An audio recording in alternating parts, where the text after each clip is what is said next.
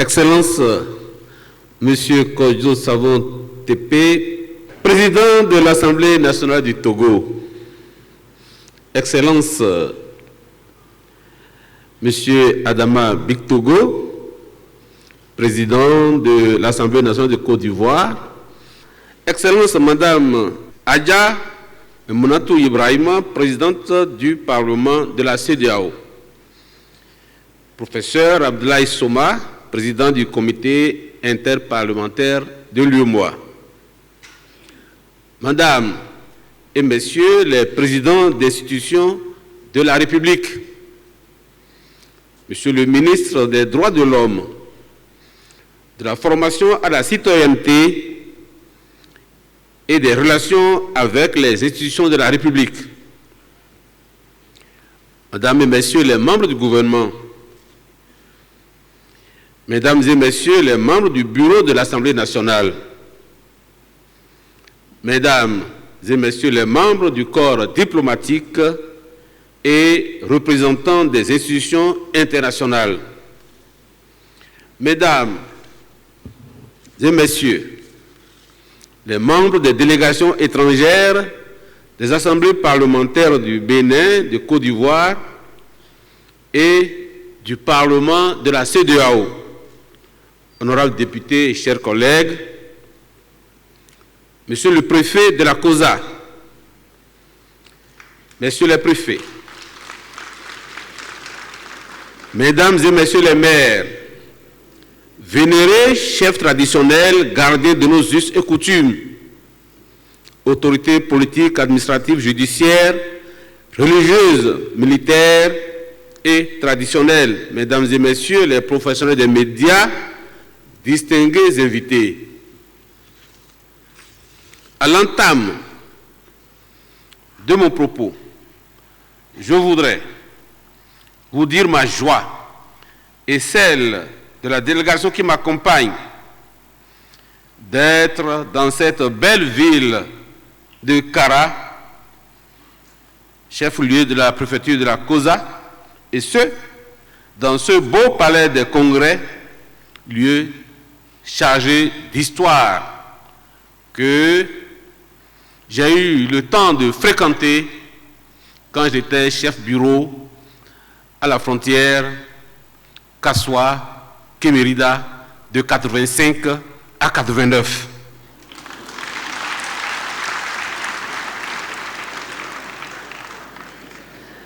Et ceci pour prendre part à la présente cérémonie qui marque à la fois l'ouverture de la deuxième session ordinaire du Parlement togolais de l'année 2024 et surtout le démarrage effectif des activités de la première législature du dit Parlement au titre de la Ve République, fruit de la révision constitutionnelle intervenue et qui consacre le repositionnement institutionnel de la République sœur du Togo. Au nom de l'Assemblée nationale du Bénin et en mon nom personnel, je présente à nouveau mes chaleureuses félicitations au président Savon Tepe Kodjo pour sa brillante élection à la tête de l'Assemblée nationale de la République togolaise. J'y vois le témoignage de la reconnaissance par ses pairs de ses qualités exceptionnelles et surtout de leur confiance dans son aptitude à conduire les destinées de la nouvelle Assemblée vers les nouveaux progrès attendus par le peuple togolais à travers cette réforme constitutionnelle majeure. Oui, chers frères et amis, je veux dire Kodjo pour qu'on sache que nous sommes les mêmes. Bénin, il y a les Kodjo, au Togo, il y a les Kodjo.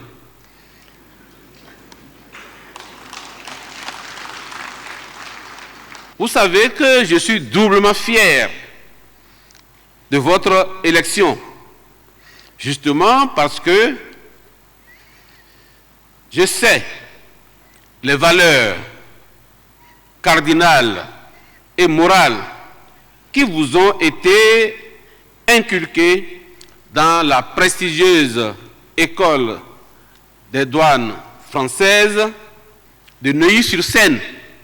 Et comme vous l'avez dit, je vous ai précédé quelques années plus tôt, et ces valeurs d'intégrité et de l'amour du travail bien fait ont permis que vous soyez aujourd'hui, avant d'être à cette place, directeur général des douanes, et puis hissé ensuite à ce prestigieux poste que vous occupez, poste assez délicat, mais que je vous connais capable de pouvoir surmonter par rapport aux difficultés qui sont celles liées à ce poste.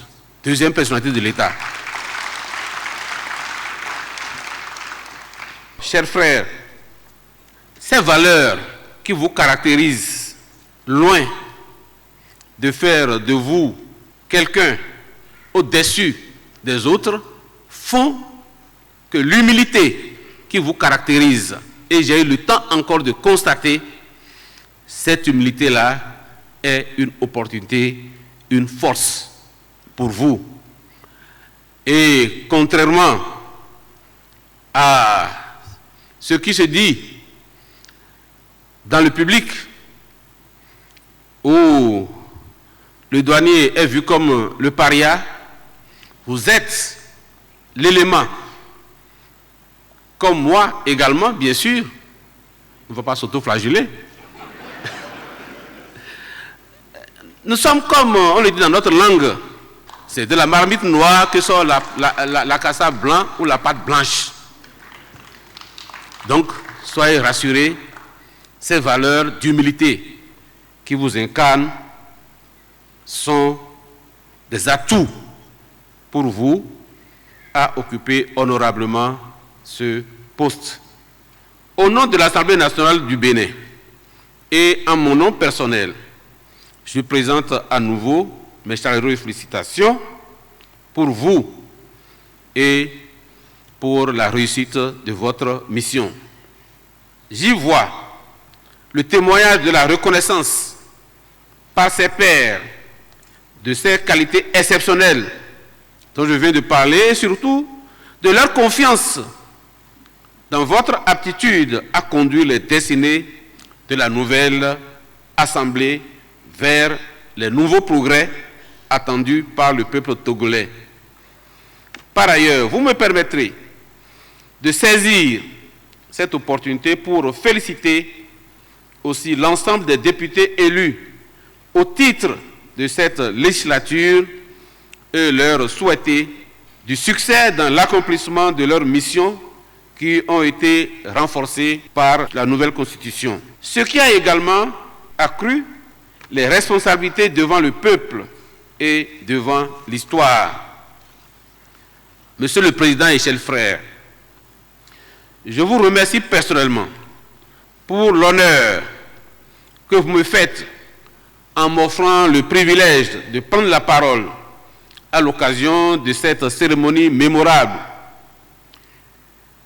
C'est sans aucun doute la preuve de votre profond attachement à la diplomatie parlementaire, ce qui est de bon augure, et vous témoignez ainsi par ailleurs, et s'il en était encore besoin, de l'excellence des relations de bon voisinage qui ont toujours existé et continuent d'exister si heureusement entre nos peuples et nos dirigeants respectifs.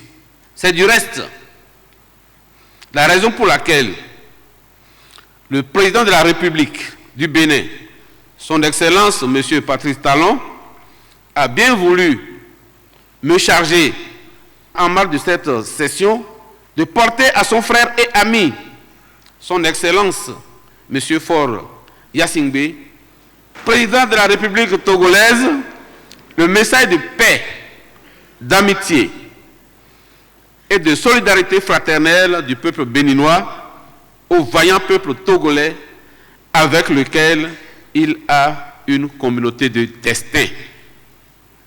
En effet, le fait que ces deux peuples se trouvent aujourd'hui séparés par une frontière artificielle que nous respectons n'a aucune sorte d'importance, car nous savons bien qu'il s'agit de part et d'autre de cette frontière et du nord au sud, de l'est à l'ouest, d'hommes et de femmes de même souche, de même culture, de même coutumes et de même civilisation. Mieux, l'histoire et la géographie les ont toujours maintenus indissolublement liés envers et contre tout. La preuve,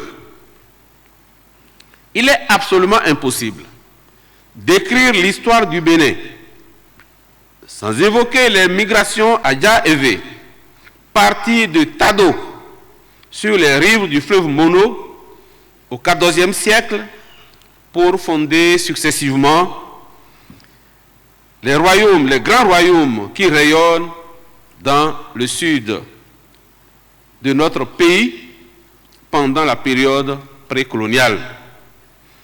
Et si l'on remonte très loin dans le temps pour parler, par exemple, de la diffusion du fer en Afrique occidentale, il est impossible de passer sous silence l'intense activité métallurgique de la région de Bassar. À partir du 8e siècle, source d'approvisionnement des contrées voisines du nord Bénin et même du Nigeria jusqu'à la hauteur de la ville de Kano.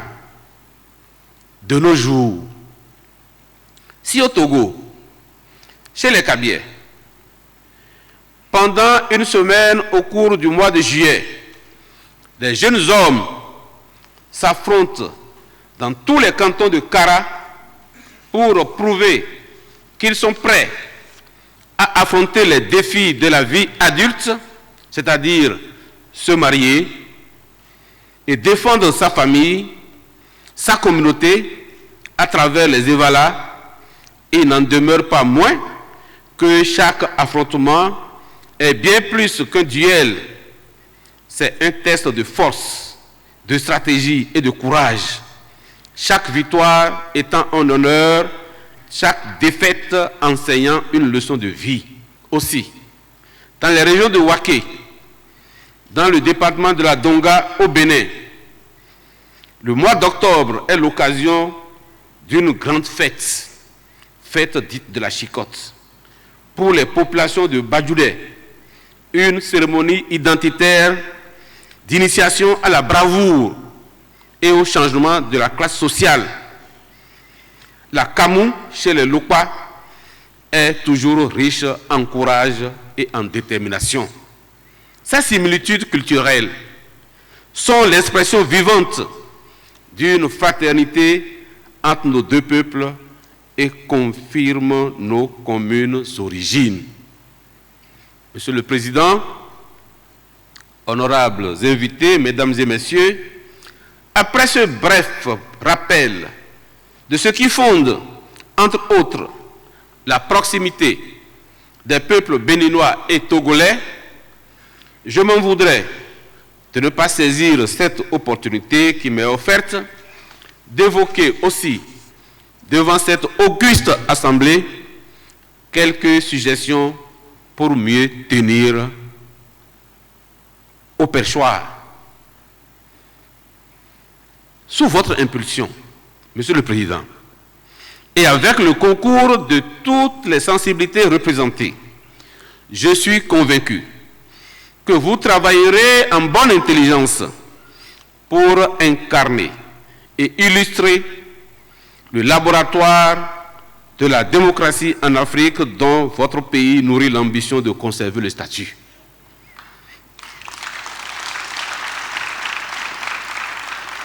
Encore, plus que par le passé, Vous devez vous engager à conduire cette première législature de la Ve République conformément aux normes républicaines et en bon père de famille.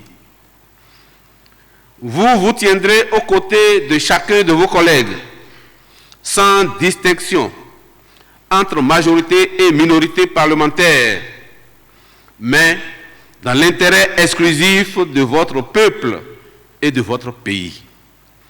Vous vous efforcerez, de jour comme de nuit, dans vos rapports avec chacun, de discerner entre les considérations politiques, administratives et personnelles. Vous ferez autant que possible appel aux vertus de la concertation et de la consultation. Vous tâcherez en permanence d'être équitable, de faire preuve de disponibilité, de prendre en compte les diverses contributions et de rester attentif aux préoccupations des uns et des autres. En retour, j'espère que chaque député de la majorité parlementaire, tout en soutenant légitimement l'action du gouvernement, saura laisser à ses collègues de la minorité la possibilité d'exprimer et de soutenir librement leur opinion, fût-elle radicalement différente. J'espère aussi que les députés de la minorité parlementaire ne s'arc-bouteront pas dans une opposition systématique, voire stérile. Honorables députés, chers collègues, les chantiers qui vous attendent sont très nombreux et très importants pour que vous vous dispersiez en de vaines tensions. Ils vous mettent face aux défis d'un monde moderne qui évolue et se transforme à vive allure. Vous ne devez manquer aucun rendez-vous et ma foi en vos chances de succès est grande au regard de la diversité de vos profils comme de vos parcours, mais aussi et surtout en raison de votre lien ombilical avec votre cher et beau pays, le Togo.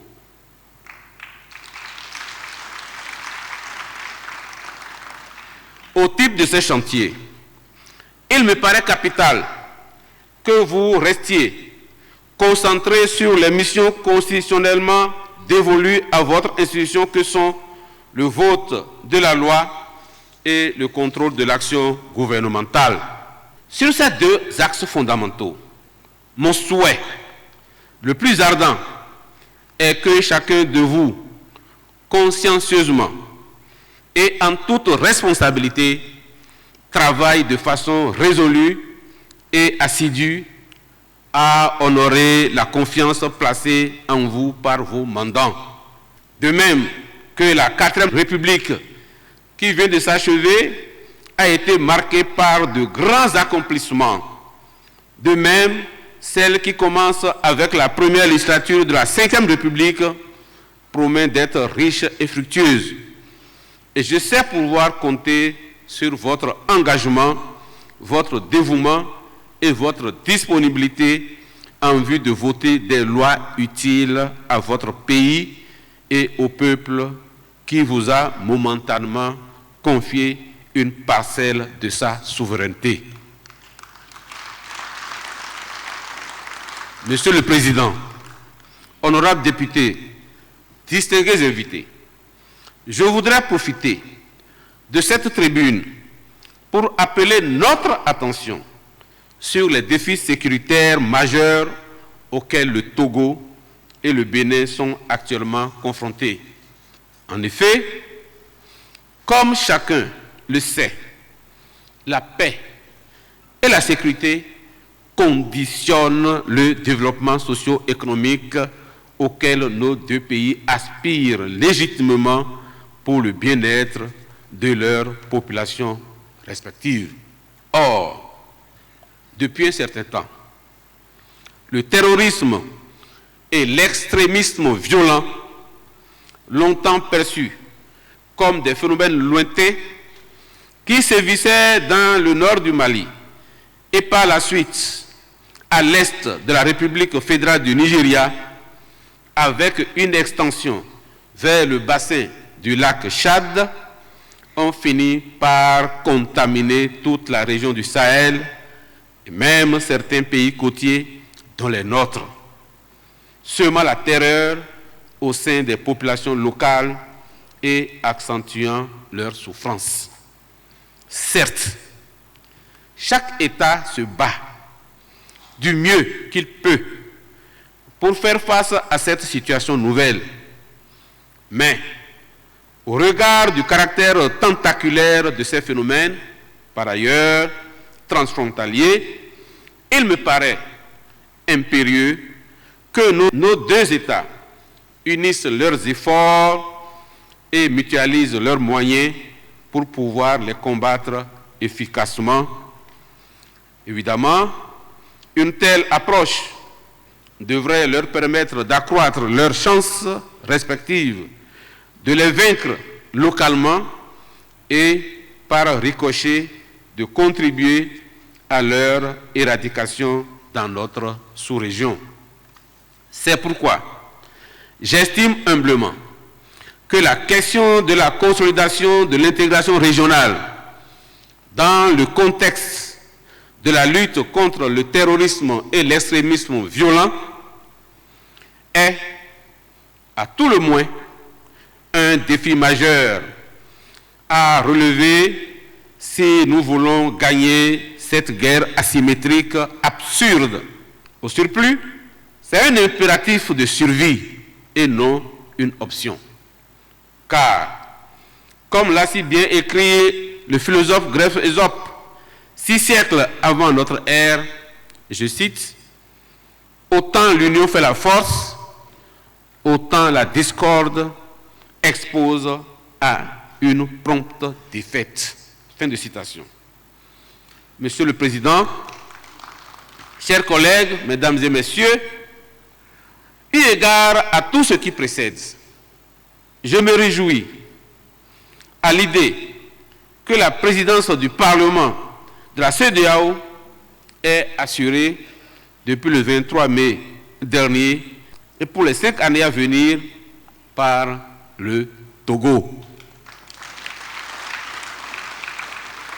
Certes, les défis à relever sont énormes, mais je sais que par le passé, les dirigeants de ce beau pays ont su faire preuve d'habileté dans la gestion des crises régionales.